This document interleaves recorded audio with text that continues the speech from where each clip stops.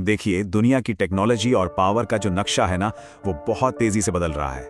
और इस बदलाव के ठीक सेंटर में एक नया शब्द गूंज रहा है, पैक्स सिलिका। ये एक ऐसा ग्लोबल टेक अलायंस है जो हमारा भविष्य तय करने वाला है। तो चलिए सीली मुद्दे पर आते हैं और समझते हैं कि इस नए शतरंज की बिसात पर भारत की भूमिका अचानक इतनी जरूरी क्यों हो गई। अब देखिए, इस कहानी की शुरुआत हुई एक बहुत बड़े झटके के साथ। जब अमेरिका ने पैक्स सिलिका का ऐलान किया तो उसमें जापान था, साउथ कोरिया था, ऑस्ट्रेलिया जैसे देश थे। लेकिन दुनिया की सबसे तेजी से बढ़ती इकोनॉमी भारत का नाम गायब था। अब जाहिर है अटकलें लगने लगी। क्या ये डोनाल्ड ट्रंप की कोई निजी नाराजगी का नतीजा है? क्या भारत को सच में साइडलाइन कर दिया गया? लेकिन फिर कहानी में एक जबरदस्त मोड़ आया। भारत में अमेरिका के नए राजदूत सर्जियो गोर ने आते ही सबसे पहले यह साफ कर दिया कि नहीं, भारत को पैक्स सिलिका में शामिल होने का न्योता दिया जाएगा। और इस एक बयान ने सारी अटकलों पर फुल स्टॉप लगा दिया।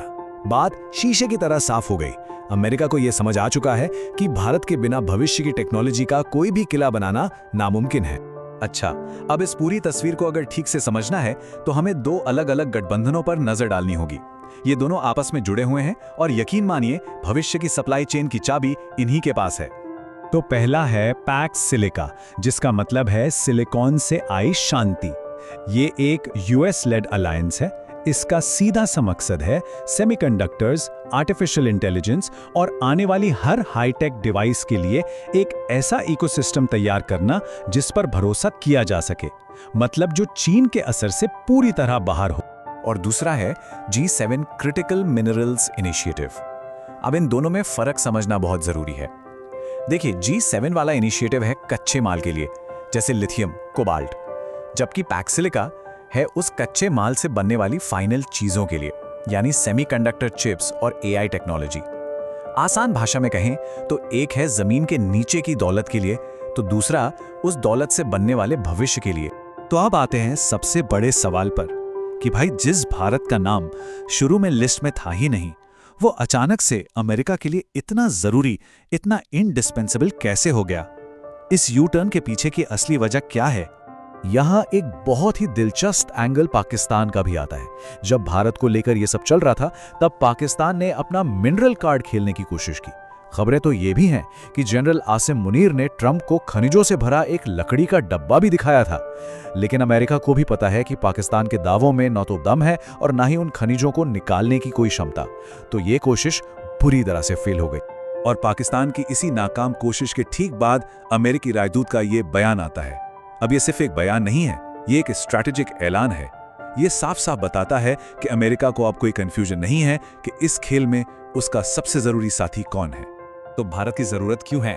इसके 3 बिल्कुल ठोस कारण हैं। पहला, भारत का स्केल, इतना बड़ा बाजार और इतनी बड़ी वर्कफोर्स कि उसके बिना आप चीन का विकल्प बना ही नहीं सकते। दूसरा, जियोपॉलिटिक्स, इंडो पैसिफिक में चीन को बैलेंस करने के लिए भारत एक सेंटर पॉइंट है।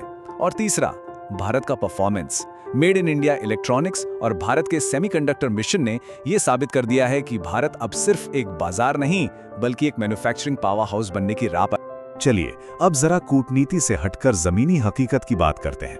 इन बड़े बड़े गठबंधनों का एक आम भारतीय की जिंदगी पर क्या असर पड़ेगा?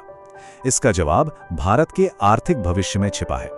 जरा इस आंकड़े पर एक नजर डालिए। सिर्फ एक साल में 4 ट्रिलियन रुपए का इलेक्ट्रॉनिक्स एक्सपोर्ट, ये कोई छोटा मोटा नंबर नहीं है। यह आंकड़ा भारत की बदलती तस्वीर को दिखाता है। ये वो रफ्तार है जिसने दुनिया की बड़ी बड़ी कंपनियों को भारत की तरफ खींच लिया है। और इससे भी बड़ी बात है रोजगार।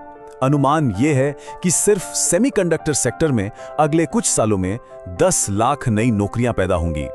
ये सिर्फ नौकरियां नहीं हैं, ये लाखों परिवारों का बेहतर भविष्य है।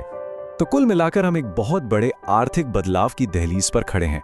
मैन्युफैक्चरिंग जॉब्स की बाढ़ आएगी, देश के कोने कोने में डेटा सेंटर्स बनेंगे, लोगों की पर कैपिटा इनकम बढ़ेगी और मेड इन इंडिया एक ग्लोबल ब्रांड बनेगा। ये सब अब सिर्फ सपना नहीं है, बल्कि आने वाले कल की सच्चाई है।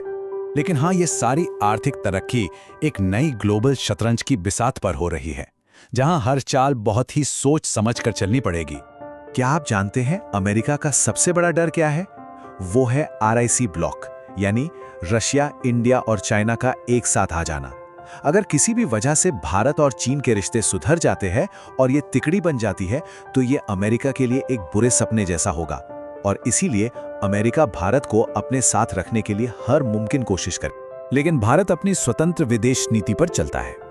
एक तरफ अमेरिका उसे अपनी तरफ खींच रहा है, तो दूसरी तरफ हाल ही में चीन की कम्युनिस्ट पार्टी का एक डेलीगेशन बीजेपी नेताओं से मिलने भारत आया है। यहां तक कि ईरान पर जो अमेरिकी प्रतिबंधों की धमकी है, उसका भी भारत पर कोई खास असर नहीं पड़ने वाला। क्यों? क्योंकि आज अमेरिका भारत के साथ रिश्ते बिगाड़ने का रिस्क नहीं ले सकता। और यहीं पर सबसे जरूरी बात आती है, भारत पाकिस्तान की तरह कोई वेसल स्टेट यानी जागीरदार देश नहीं है जो किसी के दबाव में आ जाएगा। भारत अपने हितों के लिए और अपने स्वाभिमान के लिए खड़ा होता है, और ये वो सबक है जो शायद डोनाल्ड ट्रंप को और बाकी दुनिया को भी धीरे धीरे सीखना ही होगा। तो आखिर में सवाल बस एक ही बचता है, जैसे जैसे भारत एक ग्लोबल पावर के तौर पर मजबूत हो रहा है, क्या वो इन नए गठबंधनों का पूरा फायदा उठाते हुए अपनी स्ट्रेटेजिक ऑटोनॉमी यानी अपने फैसले खुद लेने की आजादी को भी कायम रख पाएगा? भारत का भविष्य इसी संतुलन को साधने की कला पर टिका हुआ है।